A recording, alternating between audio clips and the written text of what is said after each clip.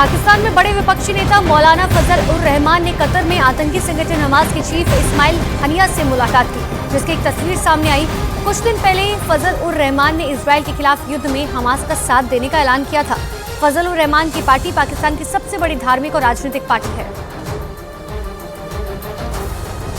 Gaza पर Israel के हमले लगातार जारी हैं। हमास के ठिकानों पर आसमान से आफत बरस रही है, लेकिन गाजा के अल कद्स अस्पताल में खतरा मंडरा रहा है।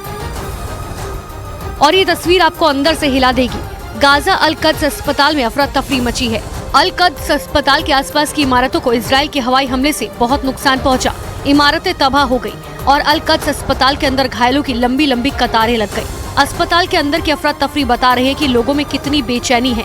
लोग अस्पताल की खिड़की से इजराइल के हवाई हमलों को देखते हुए नजर आए। इस मंजर को जिसने भी देखा वो खौफ से भर गया।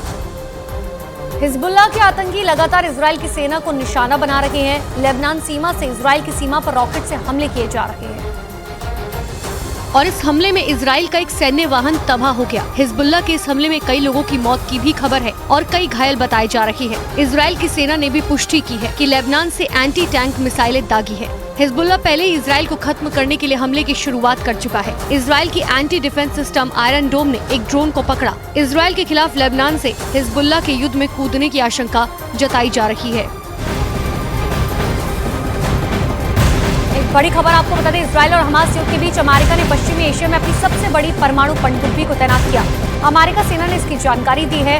ओहायो क्लास की ये न्यूक्लियर सबमरीन बिना रुके कई महीनों तक पानी में गश्त कर सकती है और इस पनडुब्बी पर बैलिस्टिक क्रूज जैसी खतरनाक मिसाइलें तैनात रहती हैं, जिनके जरिए सैकड़ों किलोमीटर की दूरी पर मौजूद दुश्मन को आराम से तबाह किया जा सकता है। और इस परमाणु पनडुब्बी को पश्चिमी एशिया में तैनात करके अमेरिका हमास के खिलाफ युद्ध में इजराइल के साथ मजबूती के साथ खड़े होने का संदेश देना चाहता है।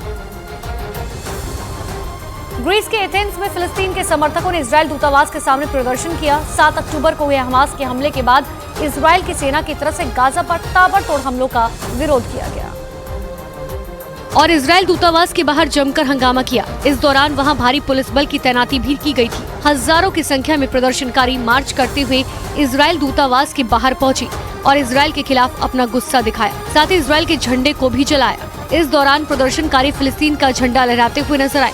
प्रदर्शनकारियों ने इजराइल की तरफ से गाजा पर जारी हमलों को गलत बताया और इसे जल्द से जल्द रोकने की मांग की। तुर्की के अदना में उस वक्त बवाल हो गया जब अमेरिका के विदेश मंत्री एंटनी ब्लिंकन अंकारा पहुंचने वाले थे, क्योंकि ये लोग गाजा पर हुए हमले के लिए इजराइल के साथ अमेरिका को दोषी मानते हैं, जिसके खिलाफ हजारों लोग प्रदर्शन के लिए सड़कों पर उतरे थे। इसी दौरान प्रदर्शनकारियों ने उग्र होते हुए यूएस एयरबेस पर कब्जा करने की कोशिश की, लेकिन जब पुलिस ने उन्हें रोकने की कोशिश की तो ये लोग हिंसक हो गए। वहां से सामने आए वीडियो में प्रदर्शन कर रहे लोग मुंह पर नकाब बांधकर पुलिस पर पत्थर फेंकते हुए नजर आए। इस दौरान पुलिस ने प्रदर्शनकारियों पर काबू पाने के लिए आंसू गैस के गोले छोड़े, साथ ही वाटर कैनन का इस्तेमाल कर उन्हें तितर बितर कर दिया। लेकिन प्रदर्शनकारियों ने बैरिकेड्स गिरा दिए और पुलिस से भिड़ गए। पुलिस पर कुर्सियां, पत्थर फेंकने लगे। भीड़ और सुरक्षा बलों के बीच झड़प हो गई। इसी बीच इराक में फिलिस्तीन के समर्थन और अमेरिकी विदेश मंत्री एंटनी ब्लिंकन के दौरे के खिलाफ लोगों ने प्रदर्शन किया। वहां की राजधानी बगदाद में लोगों की भारी भीड़ सड़कों पर उतर आई और 7 अक्टूबर को हुए हमास के हमले के बाद इजराइल की सेना की तरफ से गाजा पट्टी पर जारी ताबड़तोड़ हमलों का विरोध किया गया। इस दौरान वहां की सड़कों पर हजारों प्रदर्शनकारियों की भीड़ इकट्ठा हो गई और प्रदर्शनकारी जब बगदाद की सड़कों पर निकले तो उनके हाथों में इराक और फिलिस्तीन के झंडे नजर आए। फिलिस्तीन के समर्थन में वहां की सड़कों पर इकट्ठा हुए हजारों प्रदर्शनकारियों ने अपना गुस्सा दिखाया। ये लोग अमेरिकी विदेश मंत्री और इराक के प्रधानमंत्री मुलाका से नाराज थे। प्रदर्शनकारियों ने अमेरिका पर इजराइल हमास युद्ध में दोहरी नीति अपनाने का आरोप लगाया, जिसका खामियाजा गाजा के बेगुनाह लोगों को उठाना पड़ रहा है।